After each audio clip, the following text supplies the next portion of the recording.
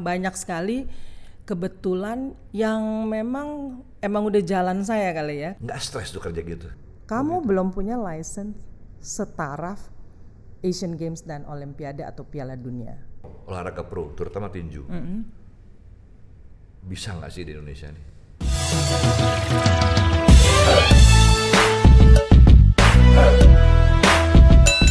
Okay, and now for the million boxing fans watching around this country, salam olahraga. Ya, para insan olahraga, khususnya Anda para insan tinju juga tinju pro, kembali saya Aris Sudarsono menjumpai Anda dalam tayangan podcast Fist Boxing Indonesia yang digagas oleh Fist Boxing Promotions dengan dipimpin oleh promotor tinju internasional Milasari Kusumo Anggraini. Dan topik kita pada kali ini adalah prospek tinju pro di televisi. Prospek tinju pro di televisi. Nah, untuk itu yang saya undang sebagai narasumber pasti jagoannya. Orang yang paling kompeten. Wah, jam terbang jangan dihitung. Langsung saja saya ke beliau yang satu ini, mantan bos saya, guru saya, sahabat saya, pokoknya serba saya semua, ya. Dan paling sayang sama saya juga, Mbak Linda Wahyudi. Salam olahraga. Iya, Mbak Linda apa kabar? Boleh diginin ya? Boleh. Senang aja. Sekali lagi juga nggak apa-apa. Bisa aja kamu. Linda apa kabar? Baik. Baik. Puji Tuhan. Ini baik. ngomong-ngomong sehat, fit, kurusan atau gimana nih? Kurusan. Kurusan apa? Exercise terus? Iya. Luar biasa. Saya treadmill tiap hari 30 sampai 45 menit. Tiap hari?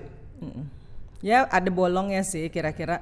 Ya kadang-kadang seling sehari karena kalau meeting pagi nggak keburu gitu loh. Oke Lin, kita nggak ketemu udah berapa puluh tahun ya? Semenjak kita pensiun dari kebun jeruk nih. Udah lama ya Ri. Udah lama ya. Nah. Tapi kamu masih awet muda kok. Sama. Saya juga lihat Pak mantan bos masih oke nih gitu kan. Mesti sehat terus. Alhamdulillah ya. Amin. Gini, manggilnya apa nih, Linda, Mbak Linda atau Bu Linda nih?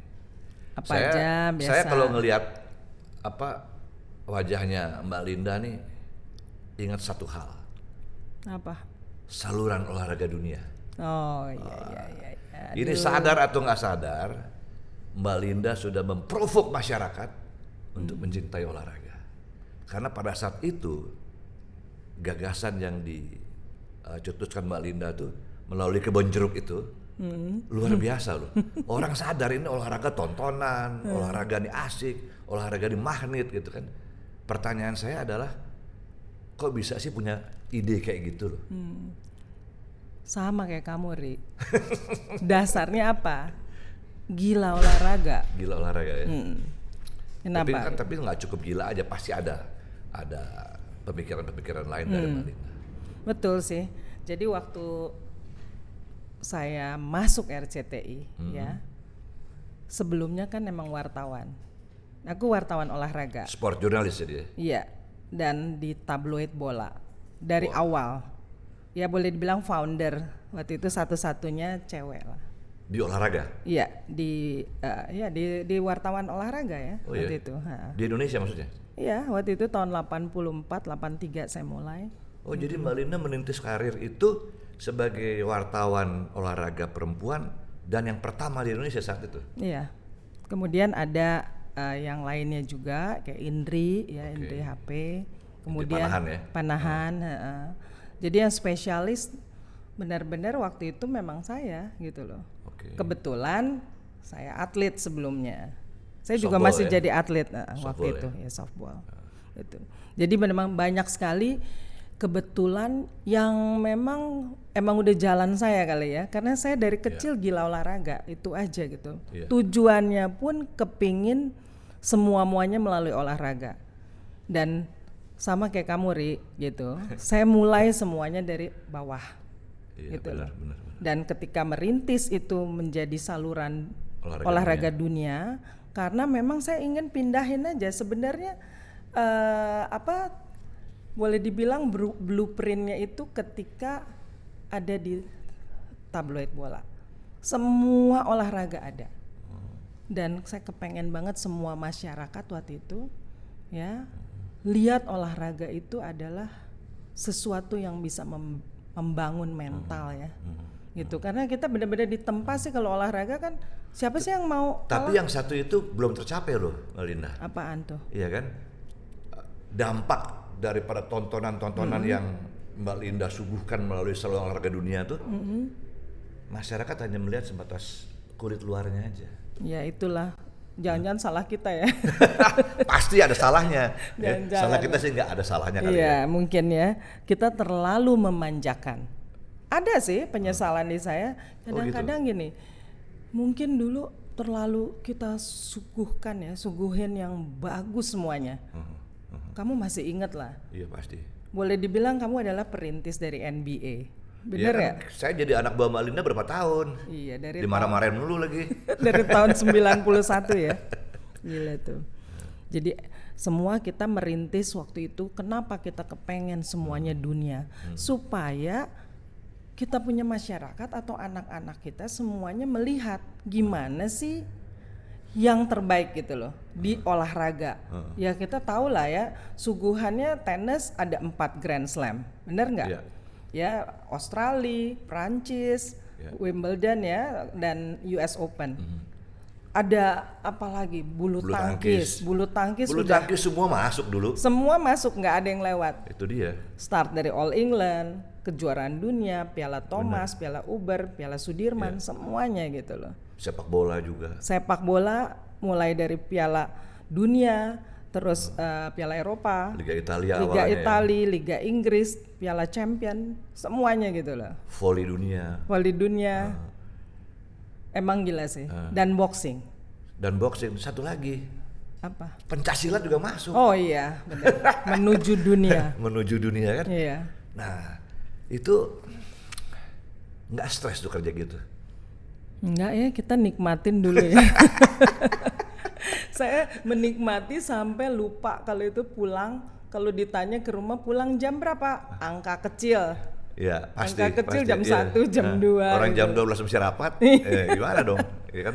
Tapi menyenangkan ya. Olahraga itu benar-benar buat saya itu adalah perjalanan hidup dan juga darah saya. Gitu loh.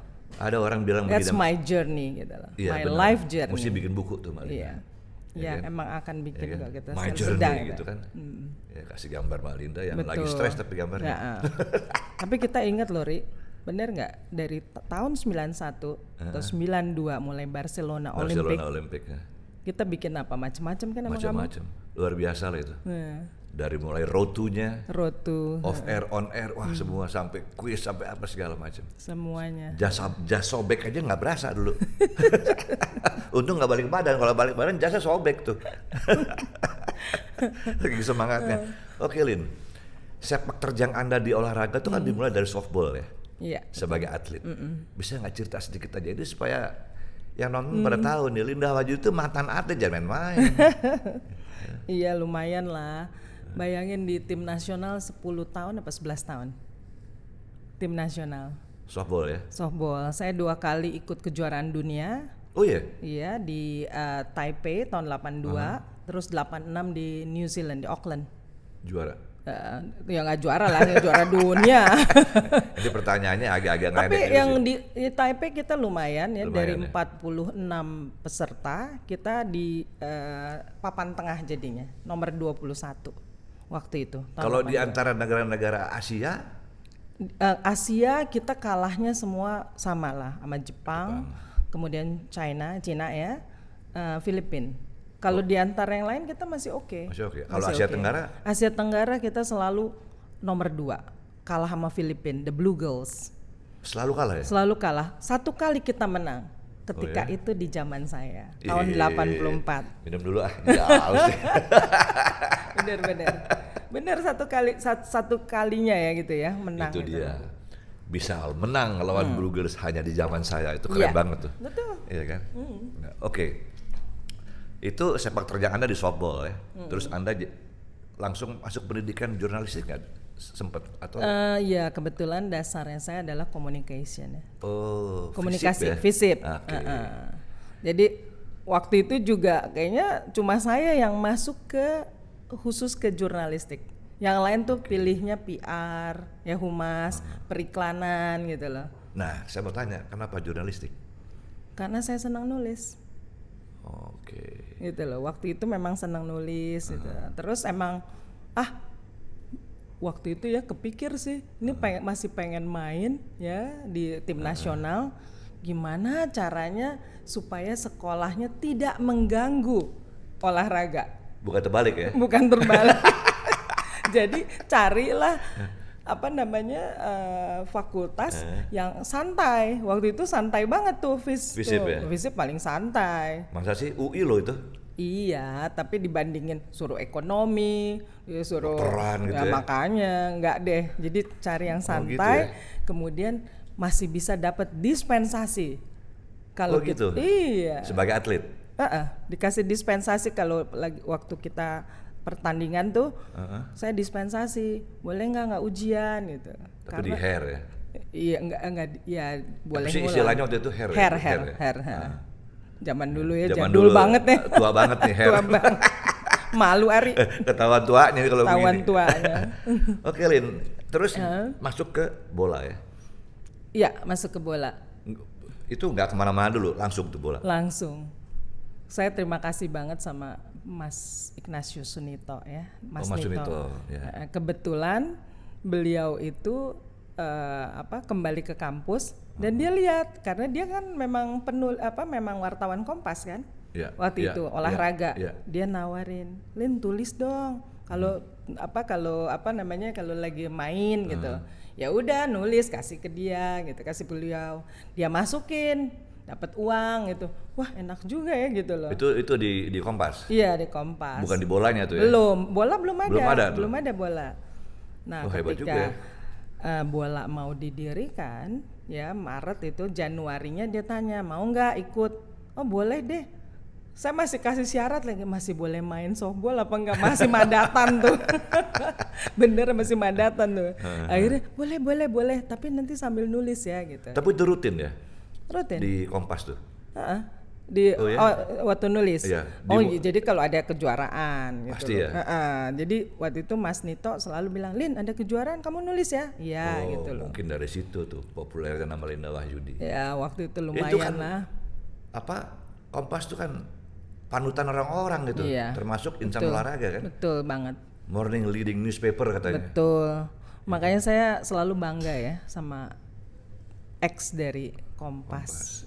Grup ya, sekalipun sayanya terus di bola gitu loh. Setelah itu masuk bola. Karena saya banyak dididik di situ gitu loh. Oh iya, zamannya Mas Sunito, terus Mas Sumo Hadi almarhum, Valens Doy. Kan? Iya, sebenarnya semuanya tuh orang-orang hebat lah ya. Orang kawakan semua tuh. Orang hebat lah itu semuanya. Iya. Luar Guru-gurunya saya lah itu semuanya. Sementara Anda termasuk Pak Yakob almarhum. Termasuk Pak Yakob almarhum ya. Itu benar-benar dosen saya dia. Oh gitu. Di UI ngajar media dan masyarakat. Oke, wah. Jadi Pak Ishadi dosen saya juga, pembimbing saya. Kalau Pak Sumohadi? Pak Sumohadi yang ngajarin saya menulis bagus. Wah. Itu baru tuh benar-benar kamus itu. Pantes Anda luar biasa munculnya di permukaan. Guru-gurunya semuanya candra di muka tuh. Iya emang benar loh, beruntung lah. Beneran. Luar biasa Linda. Itu yang bikin Linda top tuh. Ya kan? Masuk Kompas nggak gampang loh. Iya emang sih. Iya kan, nggak gampang ya. Nggak cuma sekedar nulis gitu. Ya kan? Betul. Kita diajarin untuk benar-benar emang itunya menulis benar ya dengan fakta yang benar, itulah gitu. Jadi waktu itu memang harus objektif banget ya. Saya sempat selalu kalau nulis itu terbawa emosi kan. Kadang-kadang ada yang saya tahu mengenai atlet kita gitu ya. Saya nggak pernah mau angkat, saya sembunyiin. Alasannya saya juga atlet. Jadi jaga perasaan lah ya, jaga perasaan ya. Jadi kalau dulu tuh ya Ria, kalau lagi dateng wawancara nih, atlet mana aja nih yang selihting, kan ada bulu tangkis, ada atletik, saya mainnya ke situ kan. Atletik, bulu tangkis, senam gitu. Mereka tanya dulu gini, temen atau wartawan? Saya bilang, oh temen. Kalau temen nggak boleh nulis yang enggak.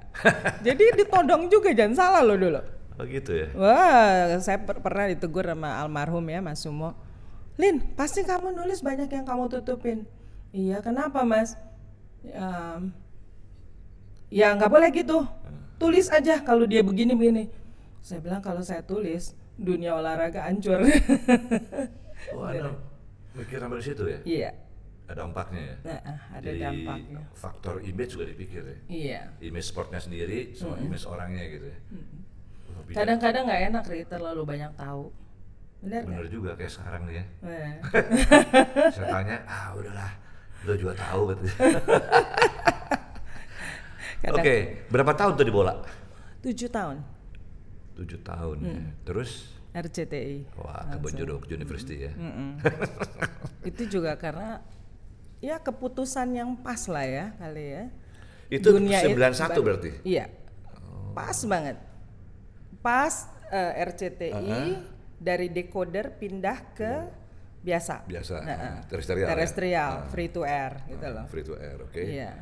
Dan Linda masuk di situ belum ada RCTI Sport loh. Iya. Dan itu yang mengajak saya itu adalah almarhum Gregi Manupasa. Oh, Gregi. Iya. Gregi itu koordinator musik dan olahraga. Saat itu, iya kan?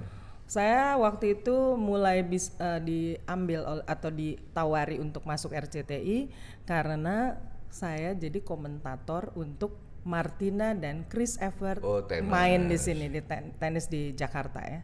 Oh, yang di Cilandak. Betul di Citos itu. Jadi dari situ karena 2 tahun sebelumnya saya pernah nulis di Bola mengenai mereka benar-benar depth interview ya tentang Martina dan Chris Evert. Itu saya ikutin perjalanan mereka dan saya bikin benar-benar profil eksklusif ya waktu itu. Jadi ketika mereka datang ke sini, saya diminta sama RCTI waktu itu baru karena mereka yang menjadi promotor untuk datangin itu. Dia bilang, Lin, kamu kan pernah nulis ini, kamu jadi escortnya ya. Saya mau aja, benar-benar saya jadi escortnya kayak LO-nya. Oh gitu. Sembari jadi komentator. Ya. Jadi itu awalnya begitu ya? Awalnya itu.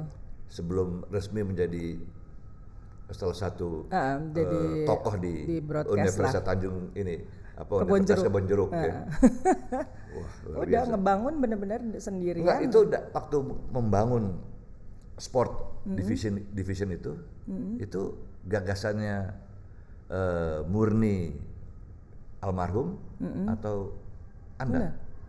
Jadi waktu itu kan kita almarhum tuh seneng banget ya sama olahraga ya, Gregi ya. Meskipun dia nggak bisa olahraga. Iya, dia bilang udah deh lu bangun deh sesuka lu. Dan saya dikasih kebebasan banget. Oh gitu. Untuk itu kebetulan juga almarhum Alex Kumara.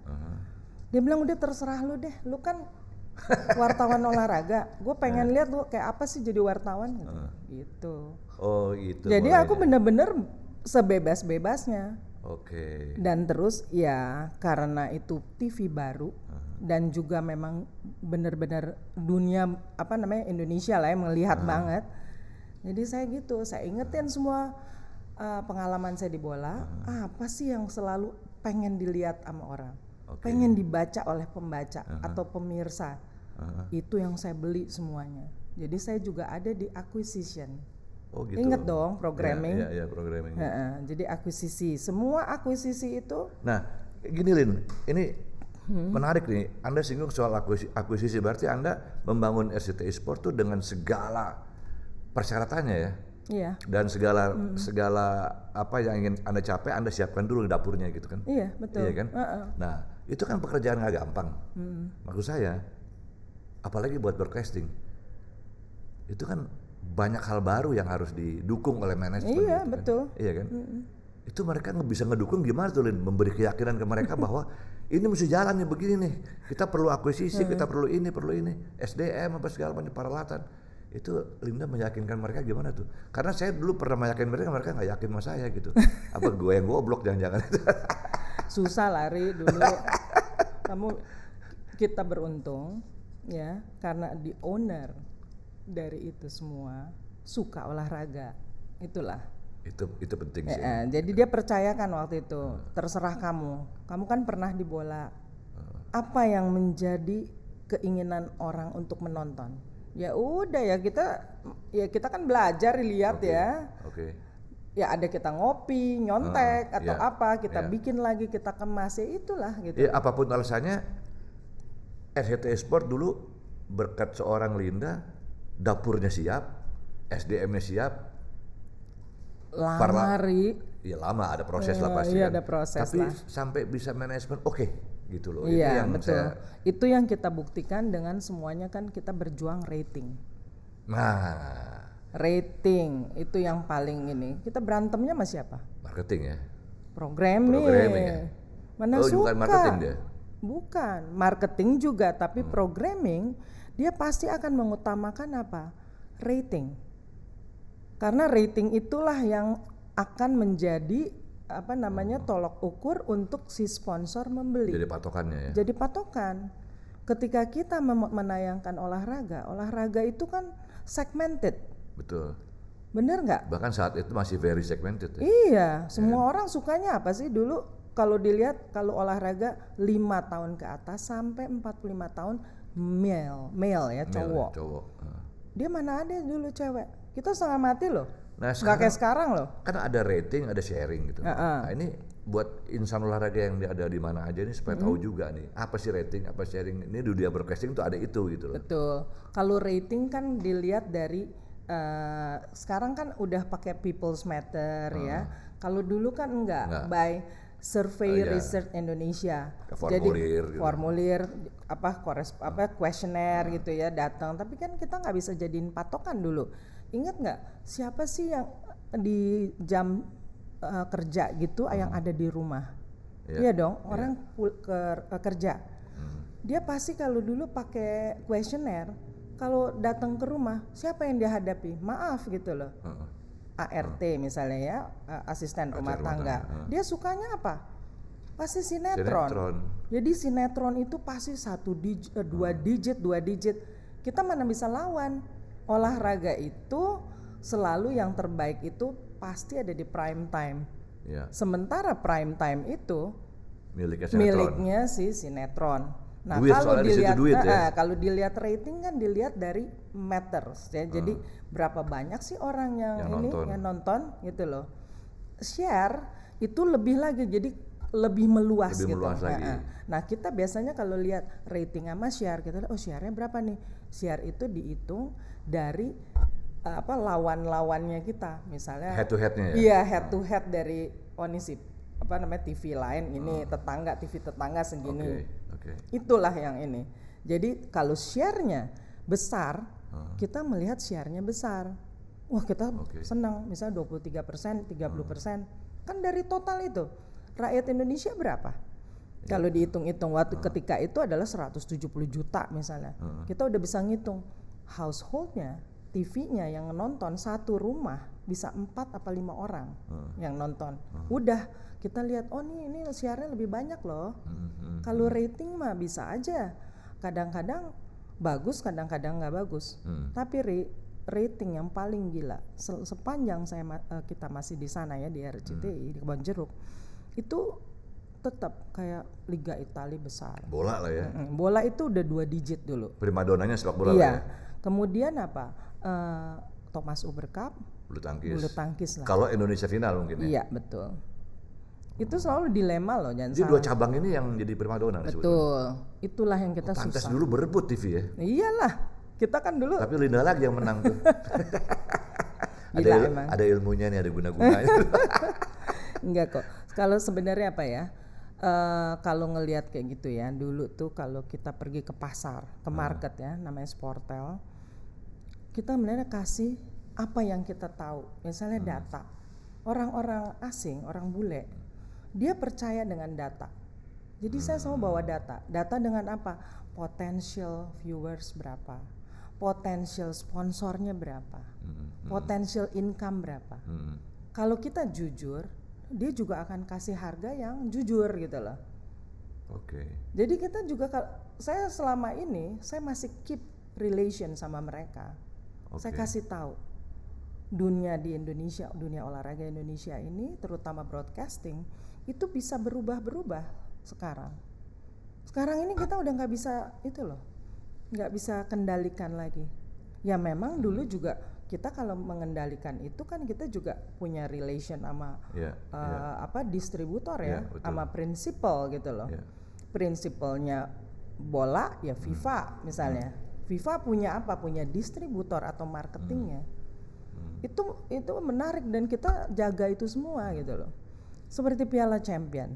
Piala Champion itu orangnya semuanya setia. Sama seperti apa? MotoGP, Dorna. Itu dari dulu sampai sekarang dia. Champion itu tim. Namanya ya TEAM itu dari Swiss. Itu sangat-sangat setia. Tapi apa? Gampang nggak jual champion? No. Nggak juga. Berapa kali kalau dimarahin ya, tiap kali ini rugi. Kenapa? Karena dia anggap apa? Champion itu selalu sudah ada sponsor. Dan sponsornya itu harus ikut ditayangkan. International sponsor berarti. Iya. Dan kita nggak bisa loh naruh template untuk komentator aja. Oh nggak boleh itu? Kan selalu saya ditegur dulu. Dari sana ya? Dan mereka punya apa? Punya detektif di sini. Punya intelijen. Oh ya? Nah.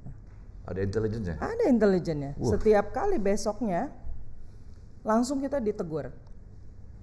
Kamu buat ini ya. Loh, kita berdebat tuh dulu. Ini kan bukan dari bagian dari tayangan bolanya. Ini studio. Oh nggak bisa. Studio juga. Emang lu buka studio ngomong champion, emang lu nggak nyebut nama champion? Mati nggak lo? Itu susah banget. Wah kalau gitu kontraknya detail banget ya? Detail. Nah itu benar-benar ya. Sekarang kan dulu kan waktu Mbak Linda bangun saluran olahraga dunia itu kan tayangan internasional banyak banget.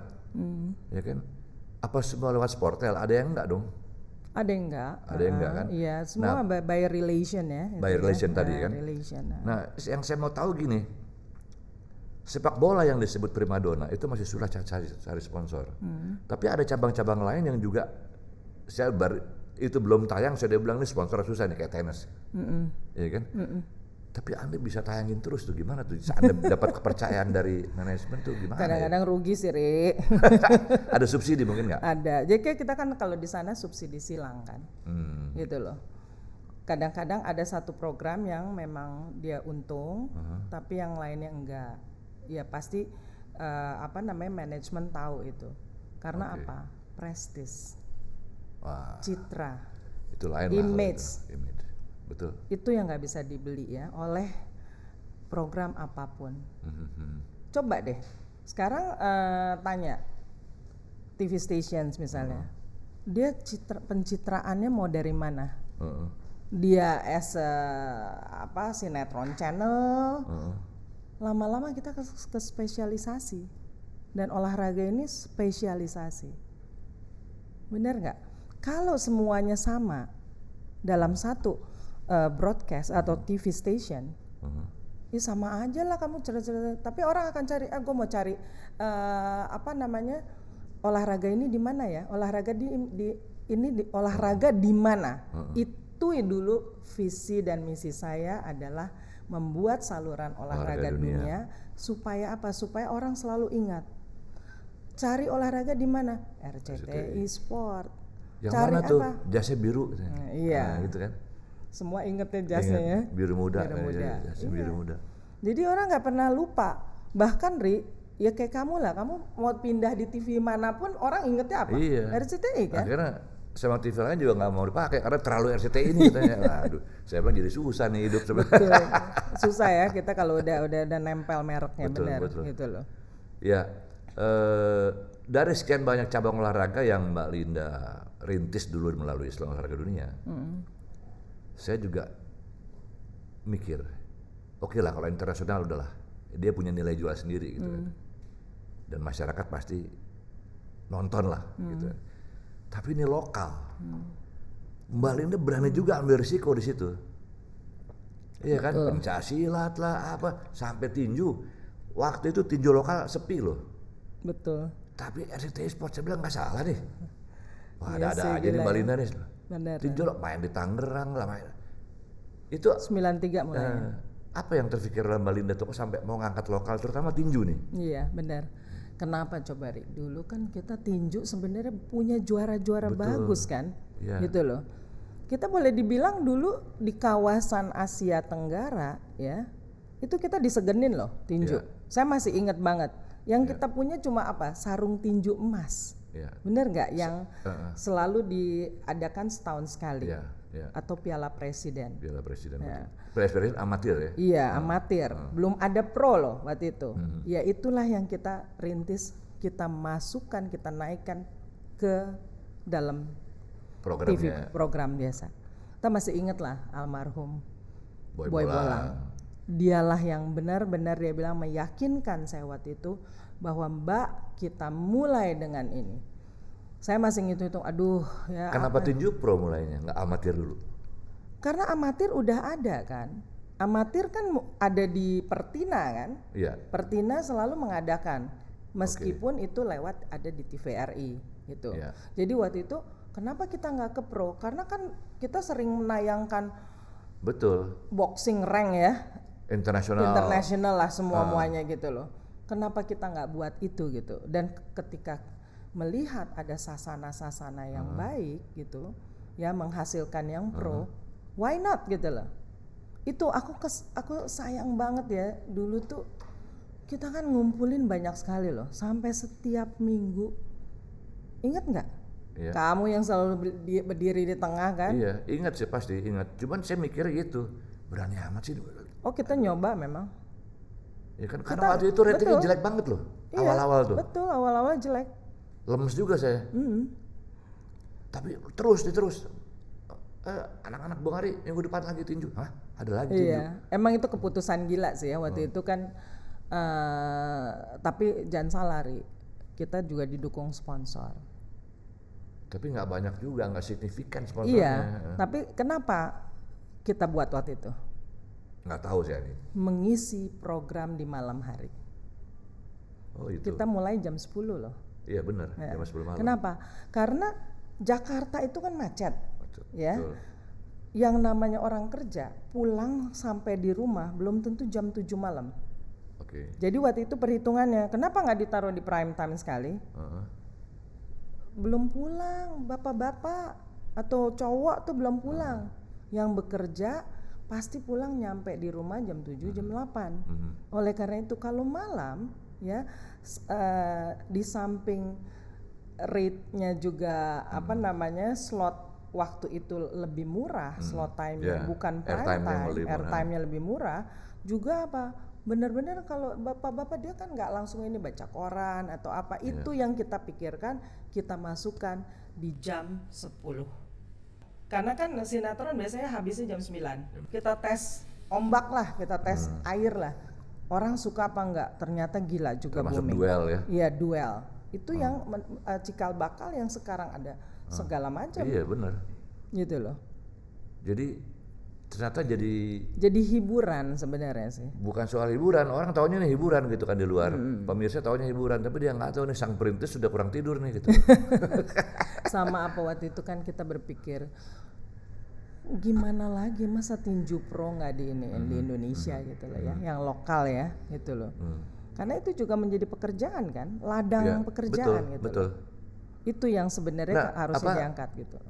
Mbak Lina gini loh, pada saat itu Anda memberi keputusan tinju pro naik di RCTI, Anda melihat tinju pro di Indonesia sejauh apa sebenarnya?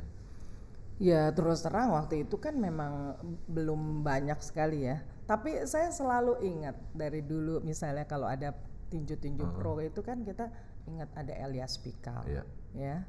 Dia itu udah menjadi juara dunia waktu itu. Pro kan? Thomas Americo. Ingat nggak ya? Itu tuh dua itu yang mengilhami kita. Kenapa kita nggak buat gitu loh? Kita cetak juara-juara seperti dia.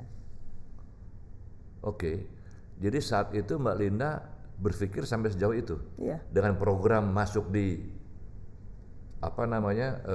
saluran olahraga dunia tinju, diharapkan dampaknya sampai segitu jauh ya? Iya, benar. Muncul kader-kader baru tinju nih, sampai ke sana.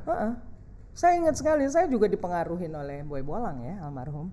Terus dia benar-benar meyakinkan saya waktu itu, oh ya benar juga membuka wawasan saya untuk tinju ini Kan rame dari dulu. Oh, jadi nggak hanya sekedar menayangkan, Enggak cari lah, sponsor, enggak. Jadi ada kita ada ya? misinya kita, visinya Nah, juga. itu baru keren. Kita pengen ada menjadi pekerjaan ya. Kan namanya juga pro kan, itu. Kenapa kita nggak bina? Kita lihat di Indonesia Timur itu paling cocok gitu loh. Iya. Bener nggak? Betul. Ketimuran yang di situ tuh semuanya kuat. Olahraga keras lah ya. Iya keras lah gitu. Tapi kan semua kan ada aturannya, ada wasit, ada apa, nggak brutal gitu loh ya. Play by the rules lah ya. Saya belum pernah lihat gitu selama saya di sana kejadian-kejadian yang brutal saya belum pernah lihat gitu. Ketika kita mengadakannya gitu Ya, loh. Mungkin karena ada di TV jadi malu juga kalau mau ngapain. Ketahuan lo katanya. Tapi ya itu maksud saya bahwa olahraga ini biar profesional semuanya ya tetap punya ini sendiri kan aturan main yang baik dan juga disiplin dan sebagainya gitu loh. Tapi seiring berjalannya waktu makin sepi nih tinju nih. Iya, makanya saya juga bingung kenapa hilang. Saya mau nanya sama Mbak Linda kan eksis terus di media di sport. Saya terus terang aja setelah Chris John atau Daud Jordan ya, terus tadi saya lupa gitu siapa itu. Yang buat saya yang saya ingat adalah itu gitu loh. Karena udah jarang ngelihat di TV. Iya kan? Udah nggak ada malah di TV. Udah 3 tahun. Kenapa, Ri? Nggak tahu saya juga. Ya kan?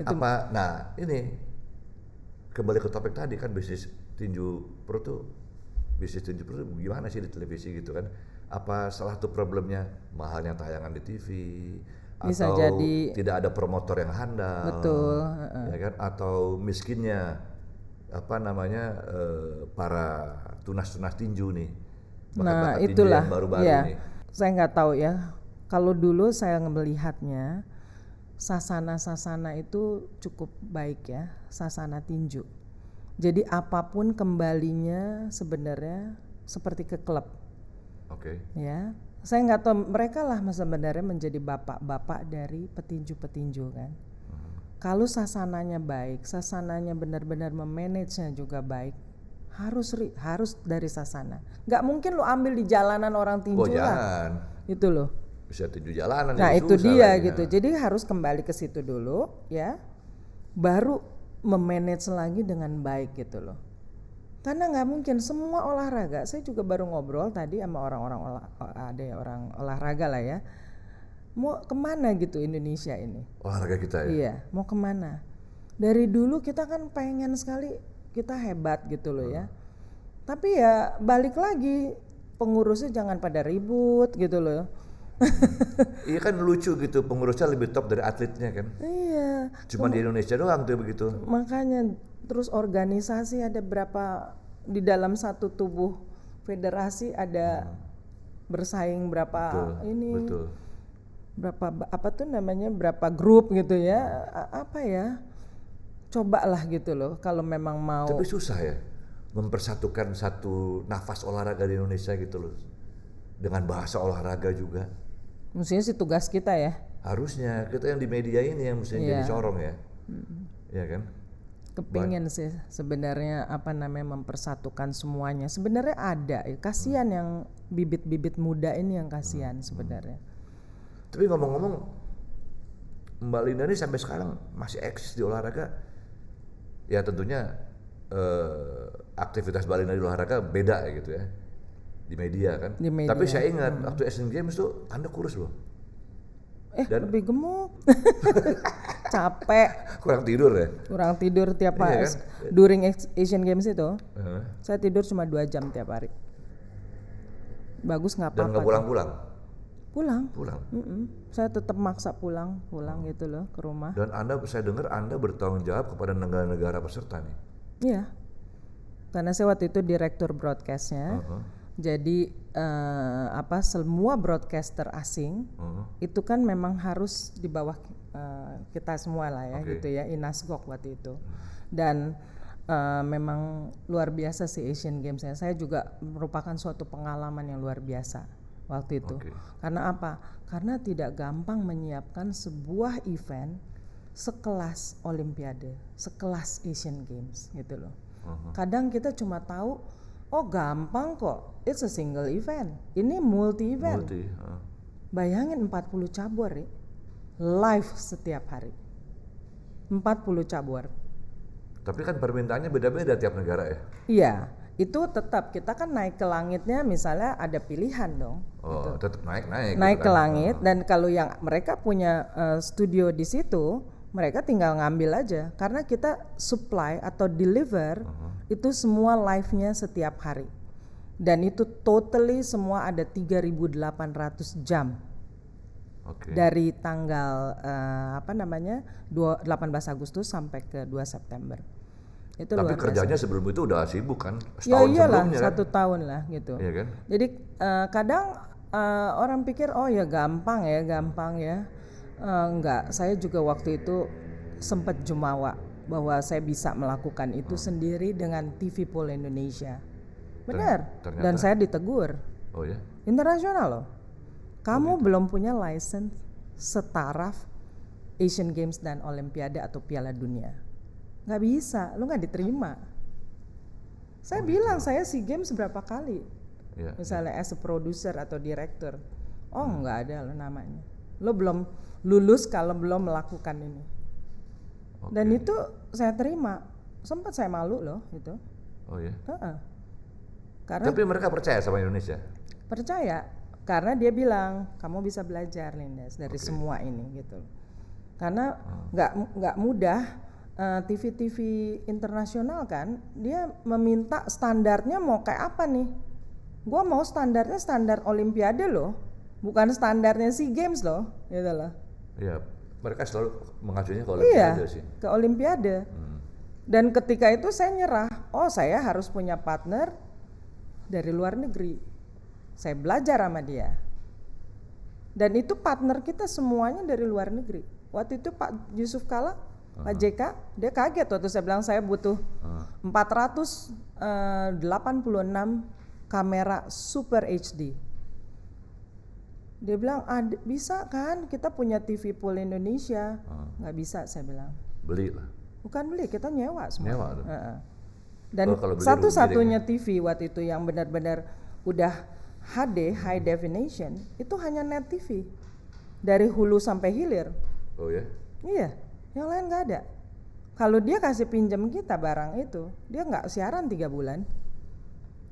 Beneran? Iya, semua nyewa dan itu semua prosesnya nggak gampang ya. Jadi saya mesti bikin waktu itu request for proposal, kita naikin di cloud, kemudian OCA sebagai the owner of the game, dia periksa itu semua, dia yang lempar ke cloud, berebutlah semua pitching dari seluruh dunia, gitu. Terus kemudian banyak juga kerjanya ya? Banyak lah. Ya, itu benar nggak bisa sendiri lah kalau kayak gitu. Iya nggak bisa sendiri. Tapi itu apa namanya? Saya ingat ada orang bilang sama saya olahraga itu investasi kan, ya kan?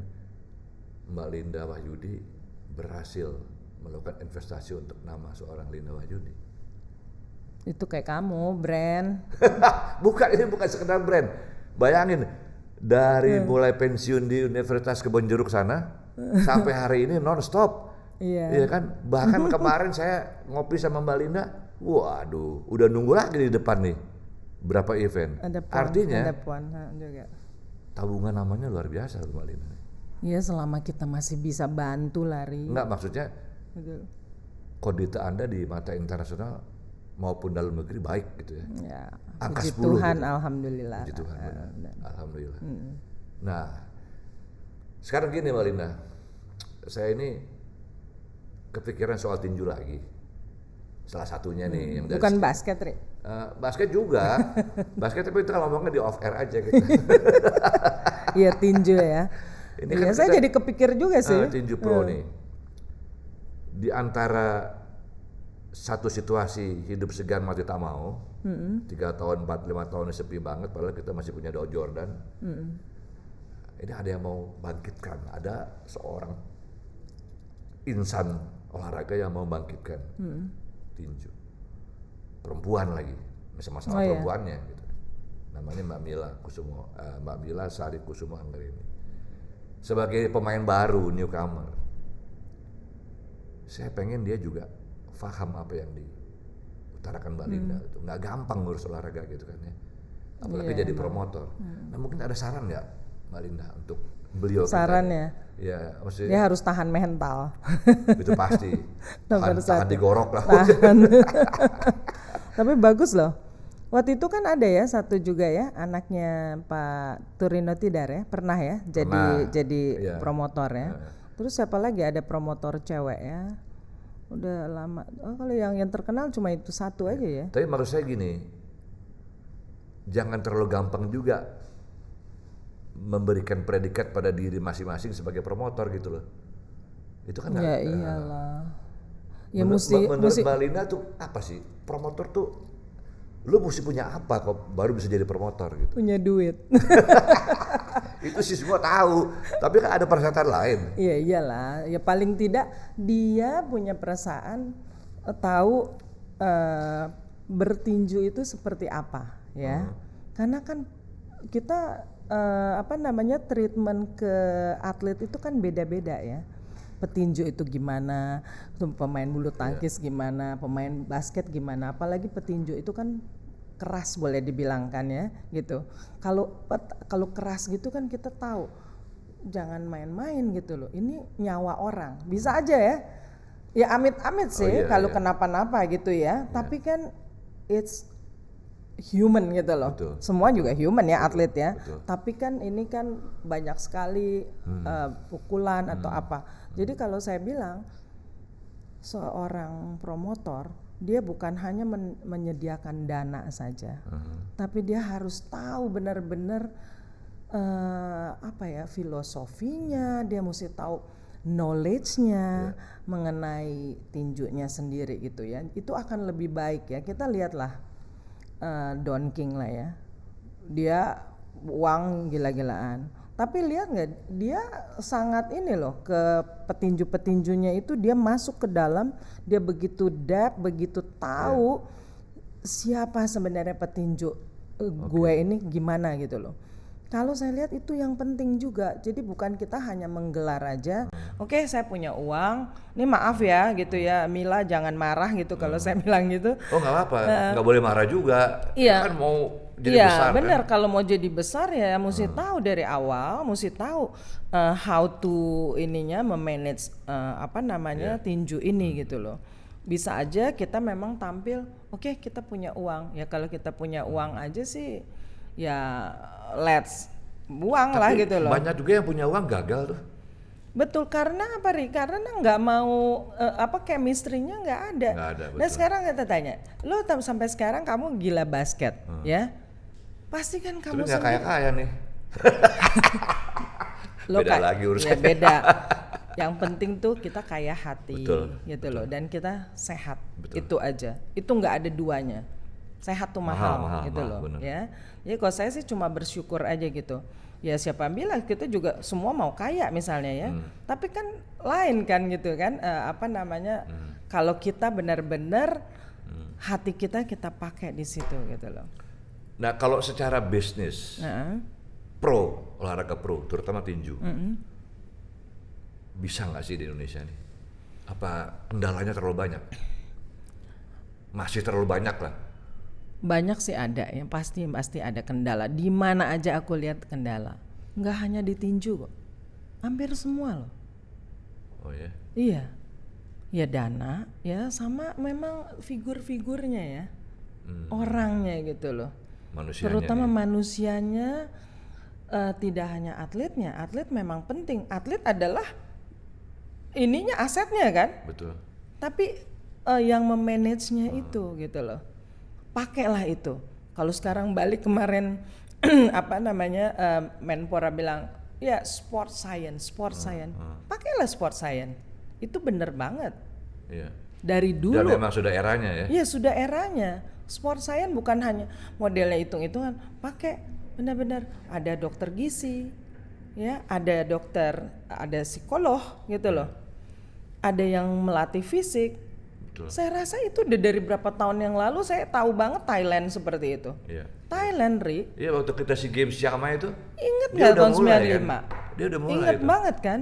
gimana dia mengelola itu semua. Dia memakai semuanya sport science. Betul. Dan saya ingat banget dia mendatangkan ahli-ahlinya semua dari mana? Jerman. Iya. Semuanya yang terukur apalagi. Karena salah satu yang top sekolah Betul. olahraga kan Jerman. Nah, kalau dibilang emang boxing itu bukan olahraga terukur, tapi dia penghasil medali banyak. Iya dong. Karena ada berapa kelas? Ya. Iya. Kenapa kita nggak fokus ke gitu? Fokus semuanya yang ada kelasnya seperti angkat besi, punya berapa nomor. Tapi yang tadi mungkin Lin, balik yang tadi Anda singgung sport science itu juga mahal. Betul, mahal. Ya sekarang kalau kita tidak mau mempunyai itu, sampai kapan juga kita kalah. Benar. Nah sekarang gimana nih? Ada blueprintnya nggak sih? Pemerintah ada nggak sih gitu loh? Ini sorry nih. Itu dimarahin nih pasti nih. Apa-apa. Bisik-bisik aja ngomongnya, bisik-bisik. Terus terang aja sih ya, namanya blueprint itu yang benar-benar sampai sekarang belum ada ya. Oh belum ada? Kita nggak pernah lihat ya. Maksudnya pembinaan olahraga itu kan harusnya kan udah ada blueprintnya dong. Benar ya? Iya. Ri, inget nggak kita zaman SD aja kita tahu kita ada PD ya, pendidikan jasmani. Olahraga kan. Sekarang sekolahnya aja sekarang apa? Halamannya aja nggak ada. Nggak ada. Mau main apa? Iya benar. Paling bisa basket. Basket jadi kelas. Iya. Dari situ aja udah banyak. Kita hilang itu, kita hilang budi pekerti. Kita ngerasa banget loh. Ada kesimpulan mengatakan demikian karena ya olahraga nggak jadi pilar utama sih di Indonesia. Kita lupa kali ya omongannya Bung Karno ya. Lupa pasti. Nation and character building kan? Iya betul. Kan? Kenapa kita nggak gituin lagi? Ya kita berdua nggak mau. Karena apa, Ri? Maksudnya siapa kita juga nih? Kenapa saya gila sama olahraga ya? Kenapa kita cinta banget? Karena saya tahu banget olahraga itu membuat kita sportif. Kalah menang kita harus sportif. Hidup juga begitu. Iya kan? Harus bisa nerima kekalahan. Iya. Kalau kita menang ya kita bersyukur sekali. Bukan kalah juga kita nggak bersyukur. Betul. Saya belajar banyak dari kehidupannya, dari olahraga. Dari olahraga, persis. Sama kita lah. Iya kan? Kita mesti nerima, apalagi kalau kita dalam tim, ya. Kan kita mesti pakai toleransi. Kita disuruh sacrifice, kita suruh sacrifice supaya yang lain menang. Benar nggak? Ada dua hal yang penting sebetulnya dari olahraga yang kita bisa bawa ke kehidupan itu sportivitas ya. Satu, kedua play by the rules. Iya betul. Bermainlah semua dengan aturan gitu loh. Ini kan susah gitu. Aturan diri nggak dilihat cuma sebelah mata. Tapi kalau ngomong paling bener aja gitu kan susah kita jadi kayak begini. Jadi mesti gimana nih? Ya. Mbak Lina jadi menteri deh. Jangan. Ya kita di balik layar aja. Di balik layar. Behind the scenes. Mbak Linda, Mbak Linda Wahyudi, manusia olahraga. Aduh, udah deh. Sama. Kurang nih waktunya nih mau ngobrol begini nih. Udah berapa jam? 1 jam lebih. Para insan olahraga, mudah-mudahan tadi yang Masa sih? Oh ya. Iya, Mbak Linda tadi ngomong panjang lebar. Jadi tambahan untuk wawasan Anda mengenal olahraga, mengenal tinju pro, mengenal apa yang namanya promotor, bagaimana membangun olahraga dikaitkan dengan kehidupan, banyak benar dampak-dampak positif yang bisa diambil dari olahraga. Doain ya, saya mau ngomong sama presiden nanti nih. Olahraga harus jadi pilar di Indonesia. Aduh, kalau nggak susah lah, karena olahraga itu investasi itu duit. Saya Aris Sudarsono, Mbak Linda Wahyudi. Terima kasih. Kita jumpa lagi dalam kesempatan. Salam olahraga. Salam olahraga.